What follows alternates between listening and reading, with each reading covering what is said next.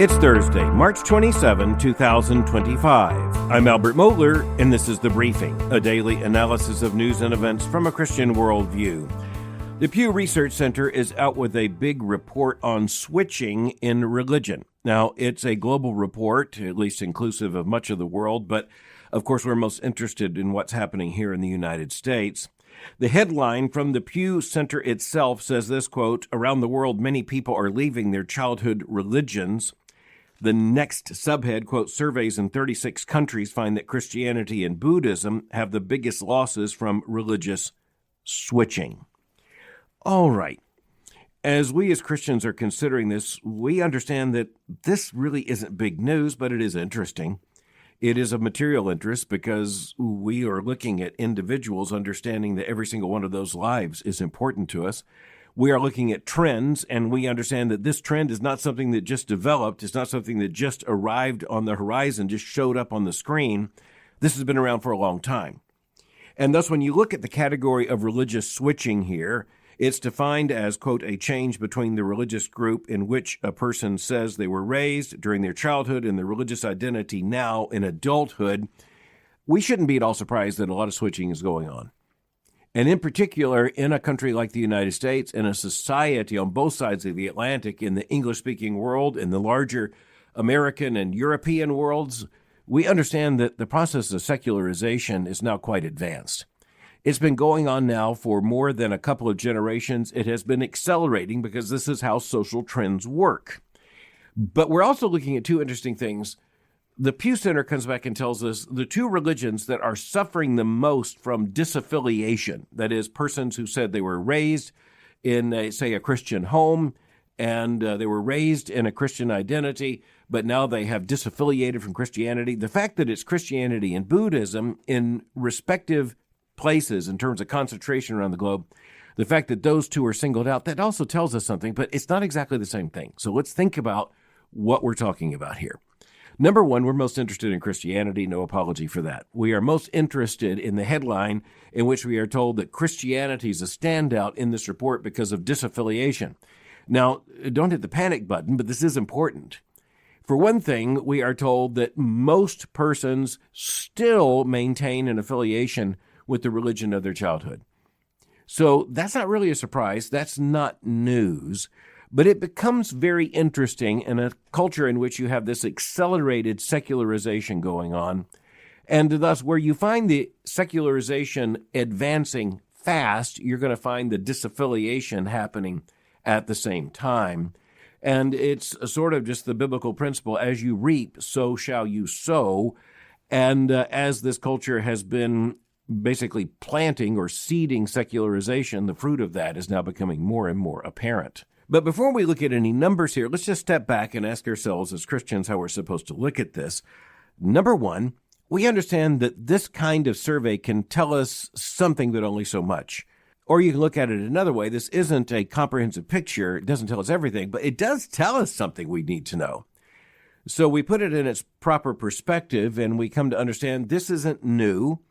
It is just newly accelerating. Now, this is where we need to bring in a couple of important categories in our thinking. One of them is, first of all, the word we've been using, secularization. And we tend to use it so often, every once in a while we ought to define it. Secularization is basically the process whereby societies shift in terms of general worldview from a more religious to a less religious stance, a less religious worldview. And thus, when you're talking about the United States, you're talking about overwhelmingly Christian identity, overwhelmingly Christian worldview. So if secularization is going to take place, it's going to be at the expense of Christianity because just by the matter of math, it's going to have to turn out that way. And it is turning out that way. And thus, here's something we have been watching for decades now. When you look at the high water mark of church membership in Christian churches in the United States, you go back to the mid-1950s. It has been downhill from then. Now, again, just do the math. You're talking about a half century or more now. You're talking about, indeed, more than 60 years of a rather constant decline. But even as it's been constant, it's been in fits and starts, which is to say there have been moments of acceleration. One of those accelerants was the 1960s. And you understand what was going on in the larger society, and I think it makes sense that when you look at the social liberalism that was becoming more apparent then, that could only happen after there had been some considerable secularization. By some measures, church attendance fell off by at least 10%, maybe as much as 15%, just in that period of the 1950s. Most importantly, the late 1950s to the mid-1960s. And then, at least statistically, there was a slowing of the trend, and even some recovery when it came to church attendance, especially in the 1970s and the 1980s. Even going into the 1990s, you had sociologists of religion, people who look at these questions very carefully in terms of statistics. They were asking openly if the United States was the exceptional nation. Maybe other Western nations, other advanced industrial nations were secularizing. Maybe the United States was the exception. You had someone with the stature of Peter Berger, the most influential sociologist looking at these questions, certainly in the second half of the 20th century. He actually wrote an article basically rescinding his theory of secularization. Not that it wasn't taking place, but he said it's not happening as had been predicted in the United States. But now, looking in retrospect from a generation later, it turns out that it wasn't so much that it wasn't happening, but just that it wasn't happening in the United States as fast as it was elsewhere. The process from the year 2000 to about 2020, well, that's been acceleration. As a matter of fact, in many different dimensions of life, the second category we need to think about is velocity. And you know what velocity means when you're throwing a rock. You know what velocity means when you can actually calculate the speed of a pitch. But when it comes to social velocity, it's the recognition that social processes don't change at a steady rate. They tend to happen in fits and starts. And once they start, they sometimes take some time to take hold, and then they take hold rather fast. And it looks like in secularization, that's about the pattern. It took a while for it really to start taking hold in the United States, but it really has advanced. Now, as Christians, we look at that and we say, well, okay, so when you have this secularization process, where does it show up? It's not something that shows up evenly. So, for example, it shows up in a more acute way, in a far more demonstrable way in the cultural elites than it does in terms of the mainstream. It shows up disproportionately even in terms of geography. As I often say, the closer you get to a coast, the more secular you are likely to find the society, the more rapidly secularization has advanced. You look at the American Northeast, and you compare that with the American Midwest, you can see a lot of contrast between those two regions. But it at least is arguable that the secularization theorists weren't wrong. They were just wrong on the timetable when it came to the United States. As Christians, we look at this. We also recognize that when you look at even this report with disaffiliation, people leaving Christianity, the religion of their childhood, where are they switching? Well, they're not switching to Buddhism or Islam. By and large, they're switching to just unaffiliated. They're switching to no religious affiliation. Now, of course, this is really significant for Christians, and it's most significant theologically. And it is because these are not people who have all of a sudden been converted to some other religious worldview, some other set of religious commitments. They've basically been abandoning Christian commitments, but they're, in a larger sense, abandoning all theological commitments. Once again, that's not unexpected. I think the truest part, the most accurate part of the secularization theory is the fact that the first thing to evaporate would be formalized cultural Christianity. And that is exactly how this game is played out. And so when you look at the religious landscape, you're not looking at the most avidly Christian parts of the culture and of the church all of a sudden secularizing. You're looking at the least explicitly Christian, the least doctrinal, the least theological, not the thickest Christianity, but the thinnest Christianity. And we do understand that the sociologists aren't lying. I mean, honestly, theologically, experientially, pastorally, we know it is true that an awful lot of people at certain points in American history have identified with Christianity because it was to their social advantage. I myself can remember a world in which if you wanted to move to a town and start, say, a real estate business, you wanted to be a real estate agent, you needed to be a member of a church, and it needed to be something that was recognizable. If not the First Baptist Church, or if you were a Catholic, a major, Catholic parish, it needed to be something recognizable, brand name.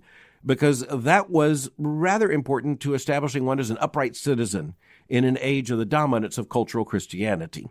But we also know that there, in many cases, wasn't a lot of gospel there. There wasn't a lot of Bible there. There wasn't a lot of Christianity there.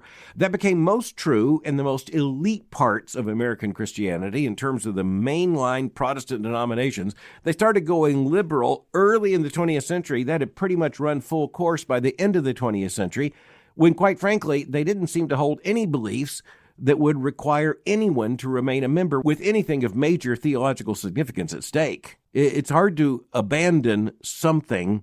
It's much easier to walk away from nothing.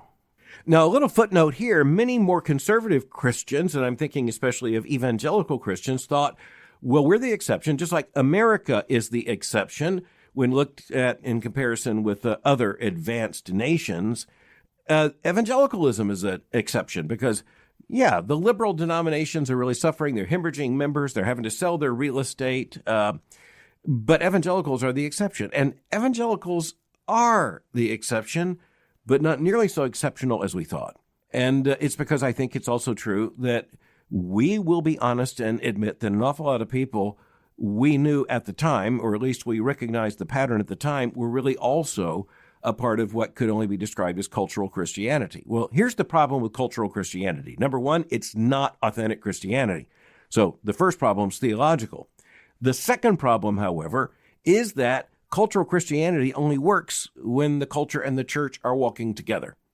When the church and the culture don't walk together, then cultural Christianity disappears. Now, the liberal option there is just to accommodate, go with the flow as much as possible, keep the Christian name, keep the cross on the steeple, keep the religious architecture, even keep some kind of liturgy, but give up on the entire complex of biblical theology. But it turns out that that's not a winning strategy just from a simple pragmatic approach. And it is because it turns out that in a secularizing society, people don't need membership in a prestigious mainline Protestant church in order to become a partner in their law firm.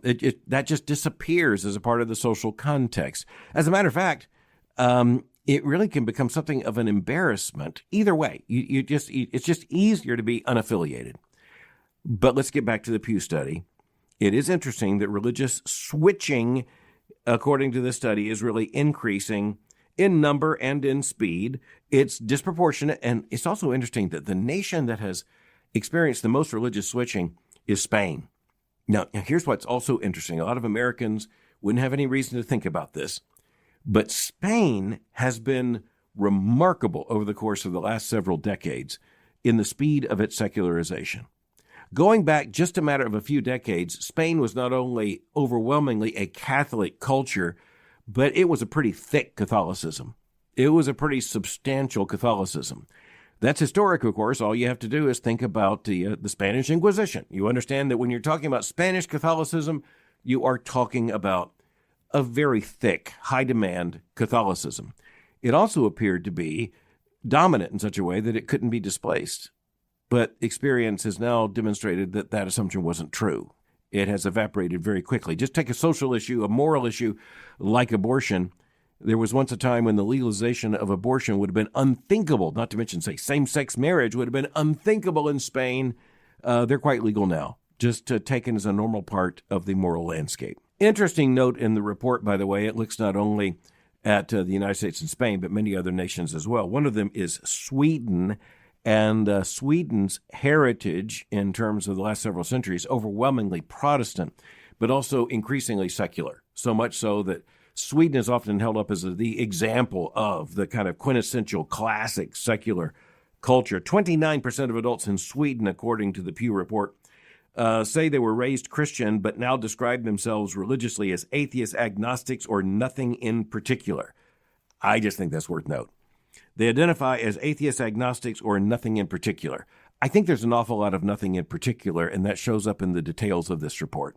So even as the prediction of so many at the midpoint, say, of the 20th century, and even earlier when you think of someone like Karl Marx, the prediction was that religious conviction would disappear, that Christianity would disappear, nothing would be left but secular space, persons would become atheists and agnostics.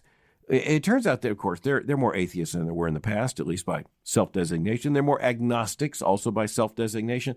But those numbers are still really small. It is very significant that the vast growth we're talking about here, the vast increase in numbers, is in those who refer to themselves religiously as nothing in particular. I think that's actually a very classic demonstration of how secularization works. You don't even have to declare yourself fully secular. All you have to say is, I'm nothing in particular. Christians, by the way, detect that as very secular. Well, enough about the main trend lines here. What about the interesting, say, aberrations, interesting facets of this research? Well, for one thing, when you look at a country like Hungary, Hungary is, in some ways, you could say the reversal of Spain. It's the mirror image of Spain. Spain, you have this shift from Catholicism to nothing in particular. Vast numbers. We're talking about millions of people now. And you can see the effect in the politics on the ground. Issues like abortion, same-sex marriage, and all the rest. But when you come to a country like Hungary, it actually is the exception because, at least according to Pew, for every one person who disaffiliates from Christianity in Hungary towards nothing in particular, 2 nothing in particulars are identifying as Christians or identifying with organized religion. Isn't that really interesting? So you're looking at countries to say, well, there's Spain, very liberal, increasingly secular. It looks like that's unchangeable. But when you look at Hungary, it's not the same thing at all. And of course, Hungary is an exception in other ways. It's an exception politically.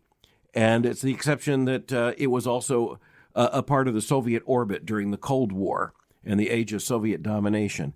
And it is really interesting because moral conservatism is gaining in Hungary rather than losing ground. It is an exception in this case. That's why a lot of moral conservatives and Christian conservatives in the United States are very interested to look at Hungary as a counterexample. And part of this is national leadership. Another part of it is, of course, national culture. But the politics will align with the culture. And that's pretty much what has been happening in Hungary. By the way, big headlines in Hungary about the fact that under the leadership of Prime Minister Viktor Orban, you have a cancellation, at least, of most of the public dimension of pride celebrations there in Hungary. And, of course, the international LGBTQ community is absolutely up in arms. By the way, another little interesting footnote here. Watch the United States Department of State in terms of this kind of question. I'm not sure you're going to hear anything, but that is the point. During the Biden administration and the Obama administration, but particularly during the Biden administration, the U.S. Department of State put itself on the line, leveraging American power to try to coerce countries like Hungary to openly allow and to celebrate pride events and all the rest. So elections have consequences. And here's what is absolutely off the screen of many Americans. American elections have consequences elsewhere. And in this case, consequences in Hungary. And so you have the liberal press in the United States saying, look, Orban sees his opportunity with Trump in the White House. And, they're probably exaggerating the case, but they're not wrong. All right, we'll be watching this further. This is one of those research reports that's going to get a lot of headlines, even in a secular age, because it for one thing, tells a secularizing culture pretty much what it wants to hear. But it is of interest to Christians, of material interest to Christians. We put it into context, and it just tells us that our job's getting harder. We knew that all along. Even our responsibility to raise our children in the nurture and admonition of the Lord, to teach them, to catechize them, to confessionalize them, to confront them with the gospel, to train them in the ways of the Lord, that takes on a new urgency. The very fact that so many are disaffiliating when they reach adulthood is a real warning. But I think if you could look beneath this report and look into what was going on in many of those families, you would see that at least some of this is predictable. All right, let's switch to something else. Very interesting hearings in the United States Senate, in particular the Senate Finance Committee, just over the course of the last couple of weeks. But going back to March the 14th, Dr. Mehmet Oz spoke at his confirmation hearing, and the committee voted to advance his nomination in recent days. But there's an interesting dimension to this we need to know. First of all, who in the world is Mehmet Oz? Well, he's better known as Dr. Oz, and Dr. Oz really became known to most people because of his show, the Dr. Oz Show, that ran, by the way, from 2009 to 2022. It was a part of Harpo Productions. Some of you will recognize that is the company owned by Oprah Winfrey. So I think that's really interesting. If you understand Oprah, you pretty much understand Dr. Oz. In the sense that both of them have the same kind of conversational ability, both of them have the same kind of celebrity persona, and both of them are very good talkers, and they turn that into television success. And yet they are different. I mean, Oprah Winfrey is very different from Mehmet Oz, who is indeed a medical doctor. He holds his undergraduate degree from Harvard University, his medical degree from another Ivy League institution, the University of Pennsylvania. And then he went to Columbia University in New York, and that's very, very elite when it comes to American higher education and medical education. He went to Columbia University, did a residency there, and eventually became a surgeon on the team there, a cardiothoracic surgeon at Columbia University. And at least according to many reports, including, by the way, recently from National Public Radio, he was very well regarded by his colleagues and much loved by his patients. But when he began to become famous and started the Dr. Oz show, it wasn't so much known for rather stable, staid, conventional medical advice. He went into a lot of things that Americans found interesting. He helped to fuel the interest in alternative medicine and diet or weight loss products and programs and other things. It got him in hot water with some other more mainstream doctors who didn't like the fact that he was platforming some of these people and some of these ideas. Just to insert an immediate footnote here, it's not by accident we're talking about this, because President Trump has nominated him to be the administrator of the Centers for Medicare and Medicaid Services, known as CMS, part of the Department of Health and Human Services. And, of course, the Secretary of Health and Human Services is Robert Kennedy Jr. So, again, very similar profile. The most interesting part of this to me is the fact that when you look at Dr. Oz and the Dr. Oz program, you see a couple of things that just go off as alarms for evangelical Christians and for conservatives. One of them is the fact that he has been basically for abortion rights, and pretty much publicly so. I think even more glaringly, he has given support for the transgender movement, and in particular to transgender transitions when it comes to children and teenagers, even platforming them on his show. Back in the year 2010 on the Dr. Oz show, he hosted transgender children, two in particular, in a segment that was entitled Transgender Kids, and then asked the question, too young to decide? Well, without going into detail, the way the show was conducted after that and the way these two children were presented after that would indicate that he did not believe it was too early or that they were too young to decide. One of the two young people featured in this segment was a 15-year-old girl who had actually received a so-called top surgery, that is a double mastectomy, as a teenager. So that's incredibly troubling. It is very troubling. It, however, is very parallel to some of the very troubling issues, morally speaking, or at least on moral issues, with the secretary himself, Secretary Robert Kennedy Jr. And so, what are we looking at here? Well, I'm thankful for the fact that Senator Josh Hawley, Republican of Missouri, openly asked these questions and pressed the doctor on these questions. Fox News reported just yesterday, quote, Senator Josh Hawley has lingering questions about President Donald Trump's Centers for Medicare and Medicaid Services nominee, Dr. Mehmet Oz, and his past stances on transgender treatments for minors and abortion, and he says the nominee hasn't answered his inquiries. And Fox News goes on to say that in an interview, Senator Hawley said he, quote, remains concerned by Dr. Oz's past of, in the senator's words, promoting transgender surgeries for minors, promoting transgender hormone treatments, and puberty blockers for minors. It's also very interesting that the senator said that having sent these questions to the nominee, he hadn't responded, quote, he hasn't, which I think is strange, end quote. I appreciate the fact that Senator Hawley put these issues on the line and did so in a public way. It is also interesting to know that the administration has responded by saying that all nominees will be in agreement with President Trump on these issues. On the transgender issue, the president has been clear, as I say, going all the way back to his inaugural address in January. And it does appear, and I say this to the president's great credit, it does appear that comprehensively and consistently President Trump has been clarifying this issue throughout his administration, that there are two and only two genders, male and female. And the president and his administration have moved pretty clearly on these issues, translating it into actual policy, department by department, program by program. It is also interesting that several of the nominees, at least in terms of their past stances, have not been in sync with the president. But the point is, he is the president, and he has made these nominations. And then the White House is saying, here's the one thing you need to know. These nominees, if confirmed, are going to uphold the president's policies. They're going to get their directives from the president. There's not going to be the slightest sunlight between these nominees and the president. When it comes to an issue like this, we can only say we sincerely hope so. We'll continue to track these issues with you. Thanks for listening to The Briefing. For more information, go to my website at albertmohler.com. You can follow me on Twitter or X by going to twitter.com/Albert Mohler. For information on the Southern Baptist Theological Seminary, go to sbts.edu. For information on Boyce College, just go to boycecollege.com. I'll meet you again tomorrow for The Briefing.